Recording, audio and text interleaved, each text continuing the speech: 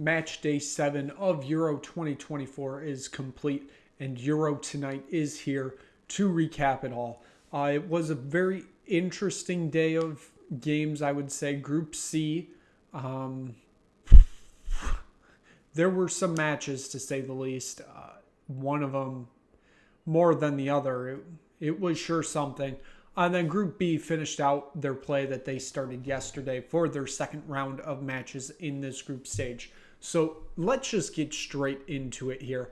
We're going to start off with the early game of the day. And the early games this tournament just seem to be absolute banger of games. They've been so enjoyable to watch, whether, it be 2 p.m. in England and you're just getting off work early or something like that. Or if you're here in America waking up at 9 a.m. and this is your first game of the day, or you're on the West Coast and it's 6 a.m. and yeah, that's a bit of a struggle. But these games have been so enjoyable. Slovenia draw with Serbia 1-1. And even though, that seems like a boring scoreline, seems like, oh, what really happened in this game? Let me tell you, this game was entertaining start to finish. The high press line of Slovenia just constantly were on the attack this game. It was a beautiful thing to watch. I mentioned in the previews, this felt like a game Slovenia find a way to draw or win. But, now that I said that, I figured Serbia would win the game 3-0. That is very much not what happened. Slovenia were in control of this game basically start to finish. And it took a wonder strike of a goal in basically the last kick of the game in the 95th minute. It took a Jovic just absolute strike to find the back of the net, and that was what made it a 1-1 draw. But that truly was the worst play for Slovenia in this game was the build up to that goal. They very much controlled this game. It was watching an underdog control a game like that against a bigger opponent. It's enjoyable to watch because it does remind you why you love sports, the underdog story, all that good stuff. And then you get into, the Serbia side. The Serbia side, I think a lot of people expected a bit more from, and they just haven't got it, if we're honest. They get their first points of the tournament, but it took every single second of this game for them to find an equalizer, which sends me worries for them going into match day 3. I think it's worries more for Serbia than it is Slovenia. Slovenia, given their opponents today, they put on a game. But Serbia is going up against Denmark. They have to win that game to even have a shot of advancing. And Denmark have been playing, I'd say, decent right now. It hasn't been great, but it hasn't been awful. I still think they can find a way out of this group just with a draw at Denmark. I think they very much have that capable within them. But Slovenia, I felt like you needed a win today to keep your hopes alive of advancing on. You're going up against England in round 3.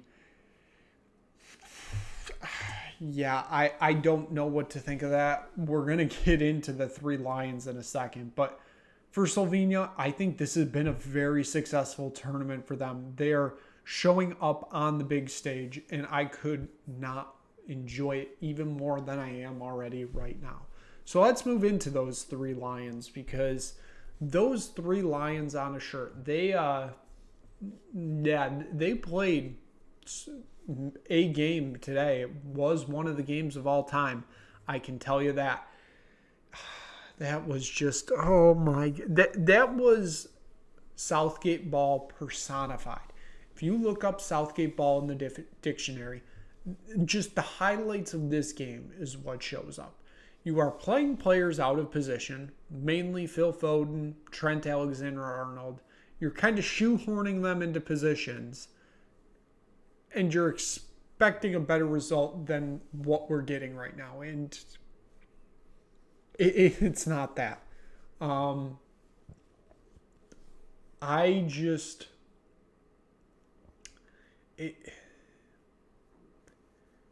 it's so disappointing because it does really feel like this talent that we have is just being absolutely wasted right now by what seems to be a manager that doesn't really know what he's doing, if we're honest. I'm sure he actually does know what he's doing, but like it doesn't seem that way. He seems to just struggle with just the basic things of, selecting, the best subs for the game. Like Cole Palmer, still sitting on the bench, has not seen any time in this tournament. He was one of the top scorers in England this year. And this dude's just warming the bench. I don't know. I think the whole Southgate thing has run its course. I'm pretty sure that this is going to be it no matter what happens. I truly think the only way that he stays in the job is if they win the Euro. And honestly, I'm to the point, even if they grease 0-4 their way to the final and somehow win it with just absolutely disgusting football, but they find ways to win, I still want Southgate out. I think it is time for new leadership. I think it's time for a change. It's just, I don't think he's getting everything he can out of this team anymore. That's the main thing. In Denmark, I mean, Denmark did play an absolutely outstanding game today. I do have to very much give them that. I don't want to put all the blame on England because, it does seem like that is what a lot of people are doing. But, still, Denmark played quite a good game. They gave England trouble. I got to give them that. They gave England trouble. The absolute strike from Denmark, it was otherworldly. Outside the box, we're looking like 25, 30 yards. Again, it was a few problems in there, England defensively, but you got to give Denmark their credit because they were the ones that took the shot. So I do have to give them that. But overall, this game was just so sad to watch because I have so much hope for this England team, and it's not there because I really don't know what it is. I don't know if these players are just playing down to the competition, if they truly just aren't this good. But with how good this team should be, with the stars they have stacked on this team, you shouldn't be having trouble with Serbia. You shouldn't be having trouble with Denmark. You sure shouldn't be having trouble with Slovenia, which is the next match. But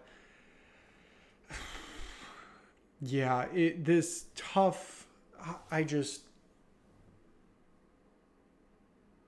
It's hard just to believe it. Like I said, it just sucks to watch because, like I said, it feels like the talent of this team is being wasted on a manager that just loves to sit back after scoring one goal when we should really be chasing a second. So we move on from that to the final game of the day, and it was Spain walking away with a 1-0 victory over Italy, which clinches Group B for the Spaniards in a game that they absolutely controlled. This game could have easily been 3-0, 4-0. It ends up being 1-0 on a Carfoley own goal in the 55th minute. But, Spain, they look otherworldly.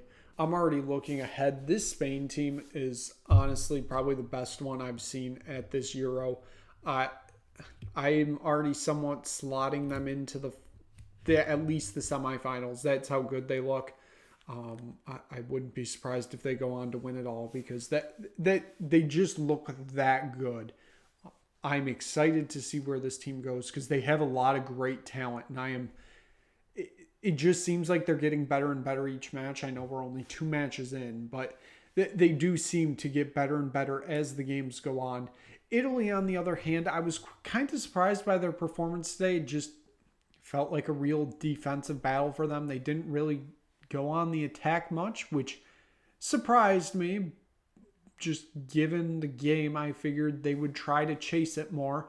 They didn't, and they're still most likely going through to the knockout stages in second place. But I was just surprised by the lack of preparation, I guess I would say, from this Italian team. I thought I would see more from them today, and I just didn't, which does worry me a bit. We move on. We're going to take a look at our group standings. Group B is finished yesterday. We just sat there with third and fourth place teams having played their second games. We now sit with Italy advanced on to the round of 16 and as Group B champions with the 2 victories that they have over Croatia and Italy. They are on a +4 goal differential right now, and they will be advancing on to the round of 16. We move on. Italy is in second place. They still have 3 points, a 0 goal differential. Everything seems still to play for, coming down to the final game between, Italy, Albania, and Croatia. Italy, I still think, have the inside track. I think Albania and Croatia have to get something done in this game to boost up their hope of advancing either through the second place or through the third place bracket-ish, because it's really just a table and it's our same tiebreakers that we already have here. And then Group C, everything is still to play for, whether you advance on or lose, all of that stuff. Everything's still to play for in Group C. England still top the group on 4 points with a +1 goal differential. Denmark sit in second on 2 points with 0 goal differential. Slovenia sit third with that same line. Their tiebreaker right now is disciplinary points, where Denmark have 1 less yellow card than Slovenia do, and Serbia sit bottom of Group C on 1 point with a -1 goal differential. So match day 7 is over. The first week of Copa America has come to an end. And we have more great matches coming tomorrow. We have Slovakia, Ukraine in a Group E battle early on in the morning. That is your early kickoff, whether that be 2 p.m. for you in England, 6 a.m. for you on the West Coast, or 9 a.m. for you on the East Coast of America. The midday game, well, the second game, it may not be midday in Germany, but it is Poland going up against Austria. That should be an entertaining game. And then your third game, it is a similar one where you've had this circled since that group stage draw. It is the Netherlands going up against France, a France team that seems to have Kylian Mbappe back in their starting lineup after worries he would miss out with a broken nose. So we will be back here tomorrow to recap it all. Of course, we are also previewing and recapping all of Copa America. The Copa America has just kicked off between Canada and Argentina. So the summer of soccer continues on. Make sure you tune in for all the Copa America content also. So thank you so much for watching. If you just stumbled across this video, click like, click subscribe, tell anybody you know about it. We'll be back to recap match day 8 of Euro 2024 tomorrow night.